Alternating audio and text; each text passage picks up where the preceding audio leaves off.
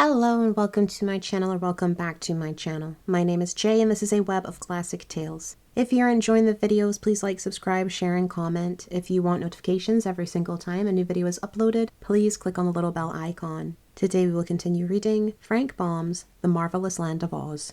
Tip awoke soon after dawn, but the Scarecrow had already risen and plucked, with his clumsy fingers, a double handful of ripe berries from the bushes nearby. These the boy ate greedily, finding them an ample breakfast, and afterwards the little party resumed its journey. After an hour's ride, they reached the summit of the hill from whence they espied the city of the Winkies, and noted the tall domes of the Emperor's palace rising from the clusters of more modest dwellings. The Scarecrow became greatly animated at this sight and exclaimed, "How delighted I shall be to see my old friend the Tin Woodman again! I hope that he rules his people more successfully than I have ruled mine." "Is the Tin Woodman the Emperor of the Winkies?"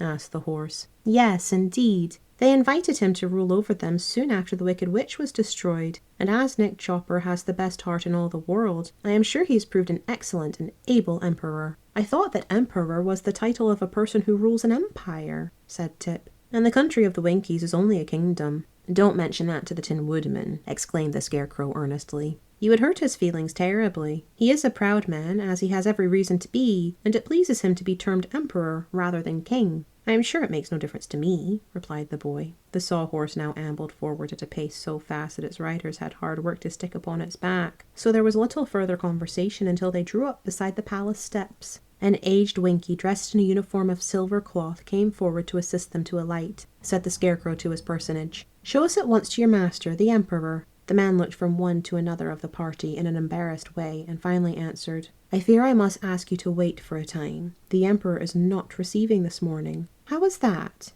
inquired the Scarecrow anxiously. "I hope nothing has happened to him." "Oh, no, nothing serious," returned the man. "But this is His Majesty's day for being polished, and just now his august presence is thickly smeared with Putz pomade." "Oh, I see," cried the Scarecrow, greatly reassured. "My friend was ever inclined to be a dandy, and I suppose he is now more proud than ever of his personal appearance." "He is, indeed," said the man with a polite bow. "Our mighty Emperor has lately caused himself to be nickel-plated." "Good gracious!" the Scarecrow exclaimed at hearing this. "If his wit bears the same polish, how sparkling it must be! But show us in. I'm sure the Emperor will receive us, even in his present state." "The Emperor's state is always magnificent," said the man. "But I will venture to tell him of your arrival, and will receive his commands concerning you." So the party followed the servant into a splendid ante-room, and the sawhorse ambled awkwardly after them, having no knowledge that a horse might be expected to remain outside. The travellers were at first somewhat awed by their surroundings, and even the Scarecrow seemed impressed as he examined the rich hangings of silver cloth cut up into knots and fastened with tiny silver axes. Upon a handsome centre table stood a large silver oil can, richly engraved with scenes from the past adventures of the Tin Woodman, Dorothy, the Cowardly Lion, and the Scarecrow, the lines of the engraving being traced upon the silver in yellow gold. On the walls hung several portraits, that of the Scarecrow seeming to be the most prominent and carefully executed,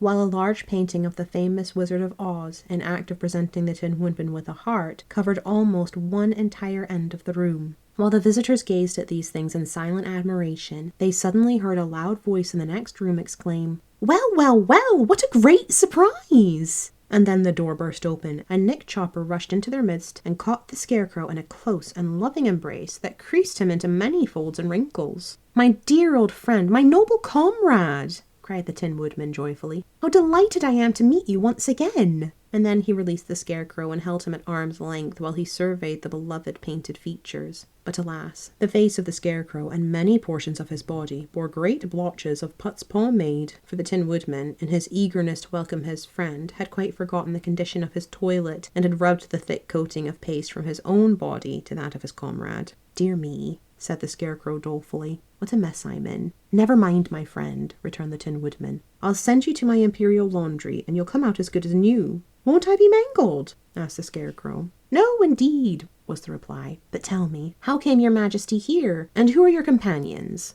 The Scarecrow, with great politeness, introduced Tip and Jack Pumpkinhead, and the latter personage seemed to interest the Tin Woodman greatly. "You are not very substantial, I must admit," said the Emperor, "but you are certainly unusual, and therefore worthy to become a member of our select society." "I thank your Majesty," said Jack humbly. "I hope you are enjoying good health." continued the Woodman. At present, yes, replied the Pumpkinhead with a sigh. But I am in constant terror of the day when I shall spoil. Nonsense, said the Emperor, but in a kindly, sympathetic tone. Do not, I beg of you, dampen today's sun with the showers of tomorrow, for before your head has time to spoil, you can have it canned, and in that way it may be preserved indefinitely. Tip, during this conversation, was looking at the Woodman with undisguised amazement, and noticed that the celebrated Emperor of the Winkies was composed entirely of pieces of tin, neatly soldered and riveted together into the form of a man. He rattled and clanked a little as he moved, but in the main he seemed to be most cleverly constructed, and his appearance was only marred by the thick coating of polished paste that covered him from head to foot. The boy's intent gaze caused the Tin Woodman to remember that he was not in the most presentable condition, so he begged his friends to excuse him while he retired to his private apartment and allowed his servant to polish him. This was accomplished in a short time, and when the Emperor returned, his nickel-plated body shone so magnificently that the Scarecrow heartily congratulated him on his improved appearance.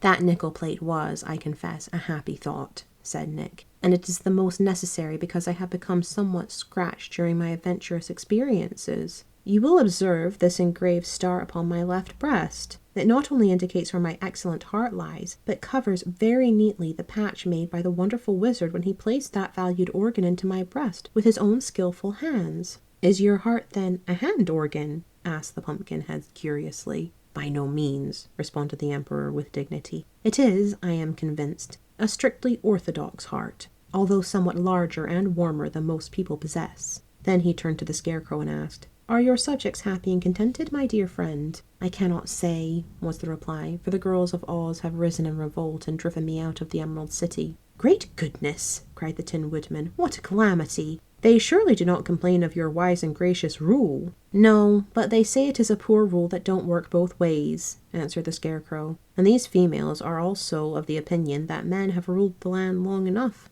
So they have captured my city, robbed the treasury of all its jewels, and are running things to suit themselves. Dear me, what an extraordinary idea, cried the Emperor, who was both shocked and surprised. And I heard some of them say, said Tip, that they intend to march here and capture the castle and the city of the Tin Woodman. Ah, we must not give them time to do that, said the Emperor quickly. We will go at once and recapture the Emerald City and place the Scarecrow again upon his throne. I was sure you would help me, remarked the Scarecrow in a pleased voice. How large an army can you assemble? We do not need an army, replied the Woodman. We four, with the aid of my gleaming axe, are enough to strike terror into the hearts of the rebels. We 5, corrected the Pumpkinhead. 5, repeated the Tin Woodman. Yes, the Sawhorse is brave and fearless, answered Jack, forgetting his recent quarrel with the quadruped. The Tin Woodman looked around him in a puzzled way, for the Sawhorse had until now remained quietly standing in a corner where the Emperor had not noticed him. Tip immediately called the odd-looking creature to them, and it approached so awkwardly that it nearly upset the beautiful center table and the engraved oil can. I begin to think, remarked the Tin Woodman as he looked earnestly at the Sawhorse, that wonders will never cease. How came this creature alive? I did it with a magic powder, modestly asserted the boy. And the Sawhorse has been very useful to us. He enabled us to escape the rebels, added the Scarecrow. Then we must surely accept him as a comrade, declared the Emperor. A live Sawhorse is a distinct novelty, and should prove an interesting study. Does he know anything? Well, I cannot claim any great experience in life, the Sawhorse answered for himself. But I seem to learn very quickly, and often it occurs to me that I know more than any of those around me. Perhaps you do, said the Emperor, for experience does not always mean wisdom, but time is precious just now. So let us quickly make preparations to start upon our journey. The Emperor called his Lord High Chancellor and instructed him how to run the kingdom during his absence. Meanwhile, the Scarecrow was taken apart, and the painted sack that served him for a head was carefully laundered and restuffed with the brains originally given him by the Great Wizard. His clothes were also cleaned and pressed by the imperial tailors, and his crown polished and again sewn upon his head, for the Tin Woodman insisted he should not renounce this badge of royalty. The Scarecrow now presented a very respectable appearance, and although in no way addicted to vanity, he was quite pleased with himself and strutted a trifle as he walked. While this was being done, Tip mended the wooden limbs of Jack Pumpkinhead and made them stronger than before, and the Sawhorse was also inspected to see if he was in good working order. Then bright and early the next morning they set out upon the return journey to the Emerald City, the Tin Woodman bearing upon his shoulder a gleaming axe and leading the way, while the Pumpkinhead rode upon the Sawhorse, and Tip and the Scarecrow walked upon either side to make sure that he didn't fall off or become damaged. Thank you for listening. This has been Frank Baum's The Marvelous Land of Oz, Chapter 11. I've been Jay, this has been a Web of Classic Tales. Please like, subscribe, share, and comment. Click the bell icon for notifications. I hope you're having a fantastic day, have a nice life, and I'll see you next time.